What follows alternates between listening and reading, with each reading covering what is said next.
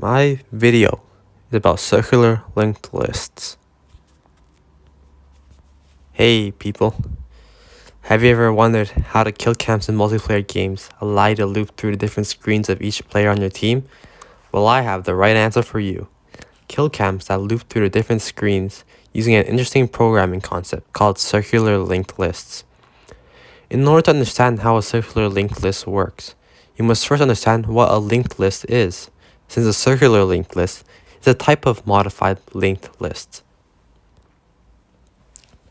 A linked list is a connection which can contain many objects of the same data type. In a linked list, you can add items, remove items, change items, and clear items. A linked list can also be compared to a normal array, which you are already probably pretty familiar with. However, unlike a normal array, a linked list can change its size by adding or removing items. A linked list could be more accurately compared to an array list, since both array lists and linked lists could be used more or less the same way, as they both can add items, remove items, change items, and clear items of the same data type. However, linked lists and array lists are built very differently. It is important to understand how a linked list works before we dive into the topic of a circular linked list. In a linked list, there is a head link to the first container, and each container has a link to the next container, into the last container, which has a link to null. What you should understand about a normal linked list before we get into circular linked lists, that a list consists of nodes, where each node contains a data field and a link towards the next node in the list.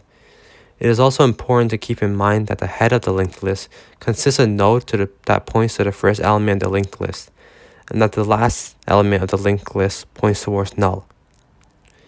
There are two types of linked lists, doubly linked lists and singly linked lists. They both work the same way, except the singly linked list can only point towards one direction, while a doubly linked list can go backwards and forwards. Now that we have a basic understanding of how linked lists work, we can now move on towards learning about circular linked lists.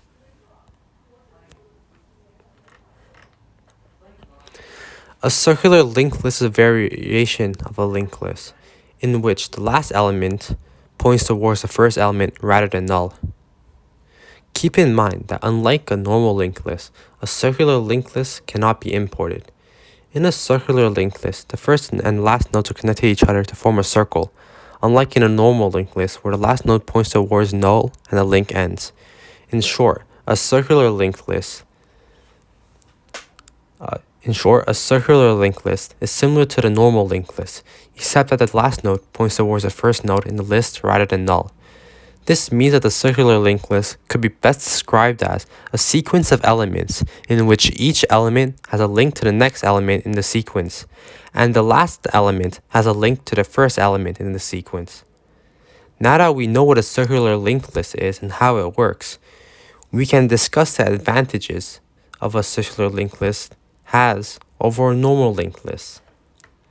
In a circular linked list, you can start in any node in the list and still traverse through the whole list, which is especially useful if you're making an application where all nodes must be able to act as a starting point and go through the entire list. Another advantage of a circular linked list is that it saves time when we have to go from the first node to the last node, considering that the last node directly points to the first node rather than pointing to null. Some other advantages of a circular linked list is that it can be used to implement a queue, reference to the previous node, and loop through the entire list. As you can see, for certain applications such as the kill cam I mentioned in the start of the video, the circular linked list can be especially handy and useful as compared to a normal list or array due to the fact that a circular linked list can loop through the entire list without the last element pointing to null, and it allows any point to be a starting point. However, there are also some disadvantages of a circular linked list as well. Circular linked lists are more complicated to implement than a normal linked list.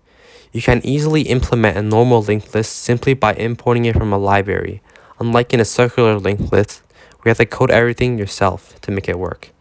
Another disadvantage of a circular linked list is that if you do not traverse the circular linked list carefully, you might end up with an infinite loop, which is bad. Now I'll explain how the circular linked lists work.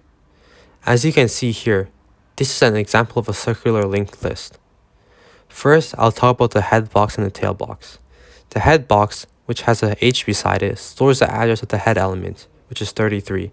The tail box, which has a T beside it, stores the address of the tail element, which is 65. Now look at the three boxes to the left. Each box represents an element. The small number with an @ symbol on the top right corner represents the address of that specific element. Each box is further divided into two sub-boxes. The sub-box on the right represents the value stored in the element. The sub-box on the left contains the address which the next box points towards, which is the next box. As you can see, the last box points towards the address of 33, which is the first box. This is how the circular linked list goes in a circle around the entire list. In this circular linked list, the list starts with a value of 2, which is stored in address 33. This box then points towards the next box, which has an address of 23. The value inside address 23 is 7. Then this box points towards the last box, which has an address of 65. The value inside address 65 is 5. Then this last box points towards the first box, which has an address of 33. Just like this, the circular linked list made a full loop around the entire list.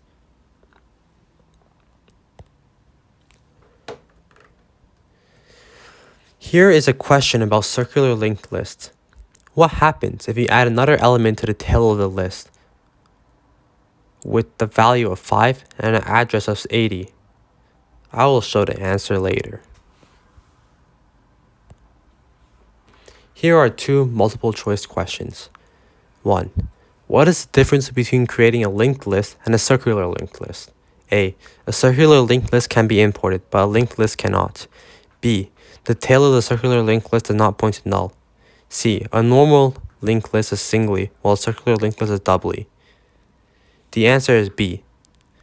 The tail of the circular linked list does not point to null. Rather, it points to the first element of the linked list.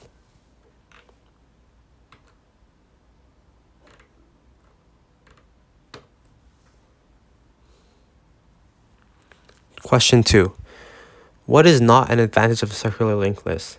A. It can start at any point. B. A circular linked list cannot be imported. All the classes must be coded yourself. C. A circular linked list can be useful to implement a queue. The answer is B again. You can't import the circular linked list. You only can import a normal linked list. Circular linked list, you have to code the classes yourself, which is really annoying.